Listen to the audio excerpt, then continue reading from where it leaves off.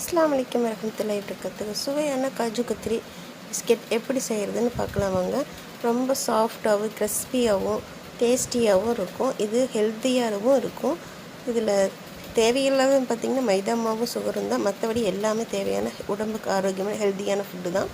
இதுக்கு தேவையானது எள்ளு, வெண்ணெய், இது ரவை, 3 முட்டை, மைதா, சுகர் 1/2 கிலோ, நெய். என்னென்ன பொருள் வேணும்னு பார்த்தா இப்போ நம்ம எப்படி செய்கிறதுன்னு பார்க்கலாம். 4 ஸ்பூன் நெய் விட்டு அதில் ஃபஸ்ட்டு தேங்காய் 1 கப் எடுத்துருக்குறோம். அதை போட்டு நல்லா இப்போ நம்ம வறுக்க போகிறோம். இது லேசாக வறுப்பட்ட உடனே நம்ம அது கூட ரவையும் போட போகிறோம். ரவையும் போட்டு வறுக்கையில் நல்ல மணமாக வரும். நெய் வாசத்துக்கு தேங்காய் வறுக்கிறதுக்கும் ரவைக்கும் நல்ல மணம் வந்தோடனே நம்ம அது கூட எள்ளும் போட்டு அது நல்லா வறுத்துட்டு அது கூட எள்ளும் போட்டு நல்லா வறுக்கணும். ஒன்றோட ஒன்று ஒட்டாமல் உதிரியாக இந்த மாதிரி இருக்கையில் ஸ்டவ் ஆஃப் பண்ணிடணும். அதுக்கப்புறம் வெண்ணெயை டபுள் பாயில் பண்ணி நம்ம கொதிக்க வைக்கிறோம்.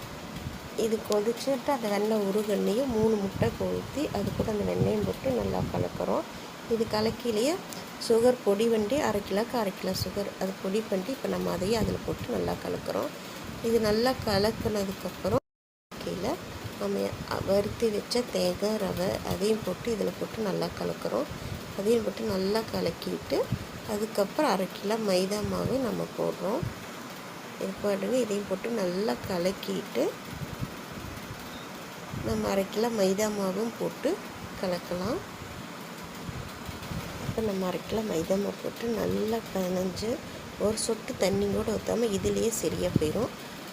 பிசைய நல்லா பிசைஞ்சு ரொட்டி மாவு பதத்துக்கு வரும். நம்ம அப்படி சாஃப்டாக அமுத்தி பார்த்திங்கன்னா இந்தளவுக்கு சாஃப்டாக இருக்கும்.